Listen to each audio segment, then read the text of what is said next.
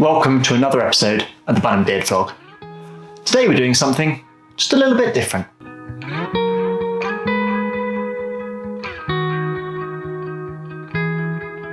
Today we're dedicating a whole episode talking about the 4 key things that I've learned running small businesses over the last, must be coming up on about a decade now. There are 7 things you can only learn by doing. Why am I not in Jan Barnes, I hear you ask? The barn's being renovated. She's finally getting a new roof. So I'm set up in here for a few weeks at my desk. Point number 1. Quite often, I found it so easy as a small business owner to undersell, undervalue your own business and your own services. That could be from something as innocent as just too often giving away things at a lower price, discount codes or vouchers or whatever it happens to be. It could be too easily putting up with poor performance from another supplier or somebody else in your business chain that you rely on that might themselves be a small business. You cut in some slack because they're small and they may be new. You just end up undervaluing your own business. Quite often as a small business owner, we like to be nice. We're normally community-led people.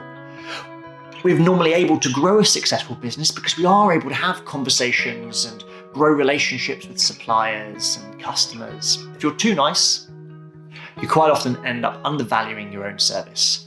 When you sit down and you work out what price you want to charge people, often in the back of your head is that fear that if you charge too much, they don't want to pay. If you charge too little, are you going to make enough to keep the doors open? That balance is a really difficult thing to get right. That takes almost years of practice and understanding yourself to get comfortable with going through that situation. It takes sometimes, quite often, a lot of practice to say, no, sorry, I can't offer you a discount on that. That is the price. That might seem like a simple thing to say for those that haven't been through the process. Don't offer a discount. You won't undervalue your own business. You won't undersell. But you try telling that to a small business owner who's had a quiet week, his only potential sales having a conversation with him right now, and they're looking for a better price, or else they're going to take their business elsewhere. So easy to undervalue yourself and undersell. And I think the key reason for that is having a good understanding of your strengths and your weaknesses, and always reminding yourself to look at the bigger picture. It's so easy to get drawn into the moment and think about the balance sheet for the end of the week. We're not thinking about the bigger position of the business, the health of the business. The example you set by giving a discount to customer A, who speaks to customer B, is friends with customer C, and his wife is potentially customer D, and now they all want it at the same price. You can easily make a rod for your own back in small companies by being too nice to people. I'm not by any means saying you need to be nasty. In fact, quite the opposite. You need to find a level of comfort within yourself that means when you sit in front of somebody, talk to somebody on the phone, you can look them in the eye, hold your head up with pride, and you can say, this is the price. Knowing that that price is good enough to put profit in your pocket. And if they're not comfortable with it, if it doesn't fit to their budgets, you're okay with them walking away. It's the hardest thing to do as a small business, to see a potential customer walk away. You can only really get that from graft and experience of doing it over and over again and managing yourself and your comfort levels and becoming comfortable with watching potential business go elsewhere. Because if they like your product, chances are they'll be back. Chances are they're just hunting for a good deal. If your product is good, if your service is good, they'll come back. And if not, you can go and sell that item, that service to somebody else for the full price. Point 2, working with friends and family. Over the years, I've worked with best mates, I've worked with close mates, I've worked with siblings, I've worked with my partner. I've formed strong relationships with people that have become very close friends and that we're working together. There are big dangers here for a small business, especially for a small business owner. That friendship barrier can be hard to navigate from a man management point of view. The amount of countless nights I've spent trying to think how to navigate a situation with an employee that would be far simpler if they weren't quite so personally close to me. Working with close friends, working with family can be great. It can be amazing. It really can. And you can develop a bond and a way of communication that makes things very efficient. It can yield great results for your business, but it can also leave you quite often on the back foot.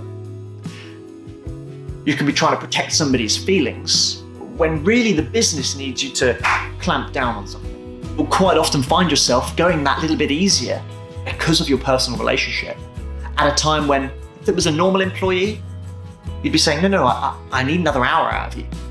I need you to finish this project by tonight, not midday tomorrow. What it challenges you to do as a business owner is really dial in your man management skills and assess your own weaknesses of dealing with people that are close to you, and forces you to change them and to make yourself better at managing a whole variety of employees. Working with friends and family can be amazing.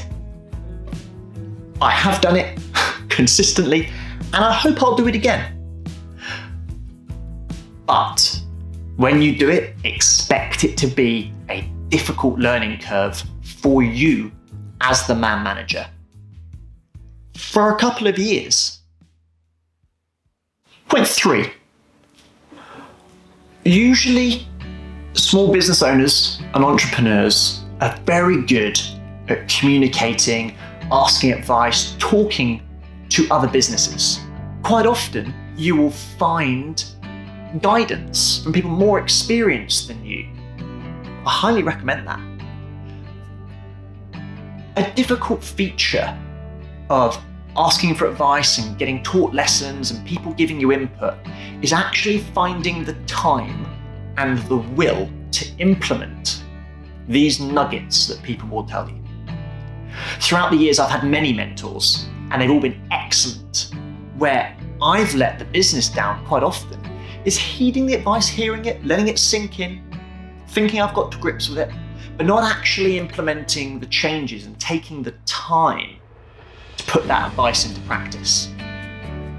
How that manifests is usually a year or two down the line from receiving a piece of advice, you look back and go, oh yeah, okay, that has now changed. Not because of when I was given the advice I made a change. I've had to go and sit through and learn the lesson the hard way, even though I've been told better. As a small business owner, we usually are control freaks, or borderline control freaks at the very least. We love to be in control. We love to be doing everything and helping everybody, involved in everything. A key characteristic of that is usually we are time poor, and we don't select the areas where we can be most efficient. If somebody who's been in business for 20 years and is worth millions genuinely gives you advice about something, put it into practice.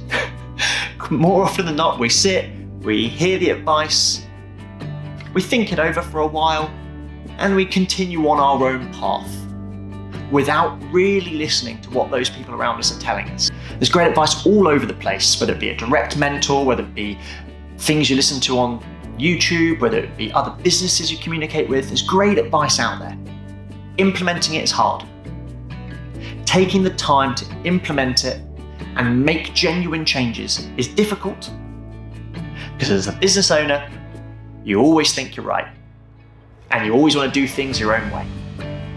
More than once, probably 10 times I've done this, I've had a great piece of advice from somebody, I've not heeded it, and a year or two down the line, having learned the hard way by making the mistakes they've advised me about, and having to make changes later on, inevitably losing money in the process. And I'll sit back and go, yeah, that was wise that the person told me 3 years ago. Thank you. Shame I didn't implement it earlier. I think it's part of the psychology of the kind of people that are attracted to running businesses and are capable of running businesses. We're usually a little bit headstrong. The hardest thing is parking your ego, taking on board advice that you're told and actually implementing it, as opposed to just listening to it and nodding along.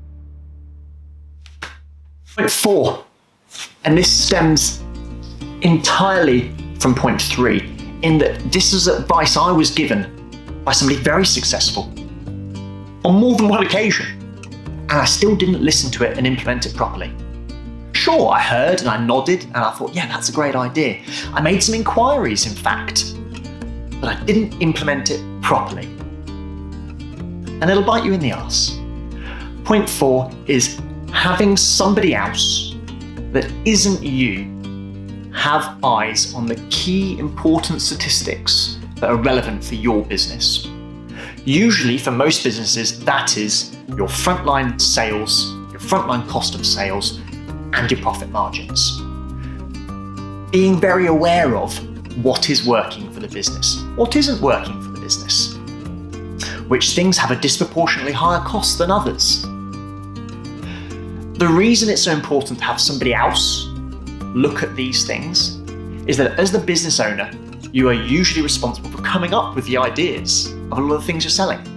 You gain an emotional attachment to certain ones of them that you particularly favour. And even though you know in your head one of them might be more profitable than the other, your emotional bond is sometimes difficult to break.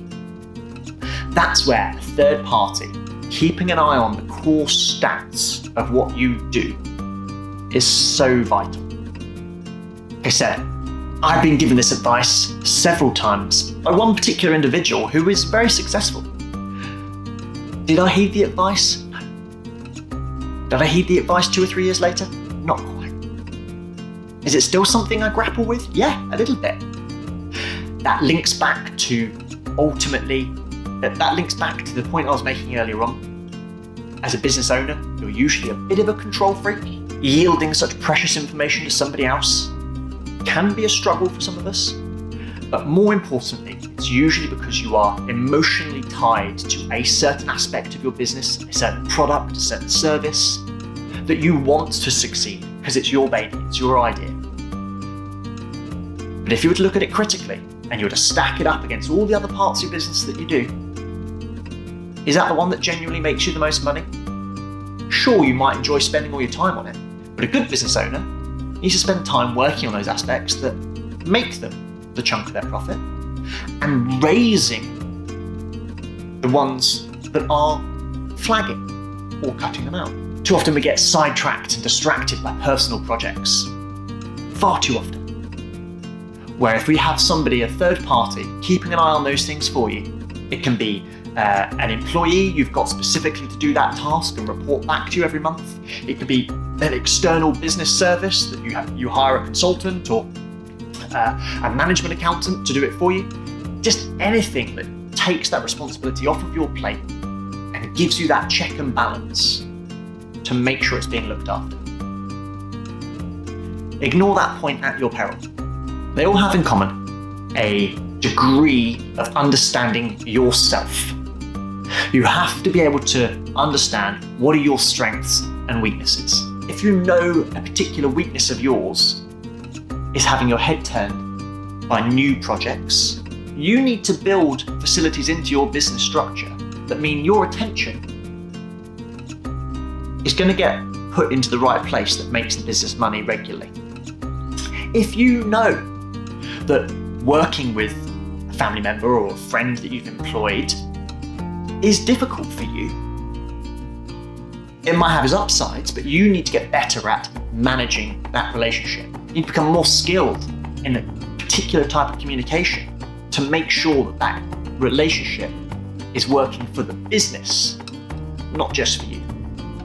You need to understand that we naturally, as business owners, want to retain a lot of control.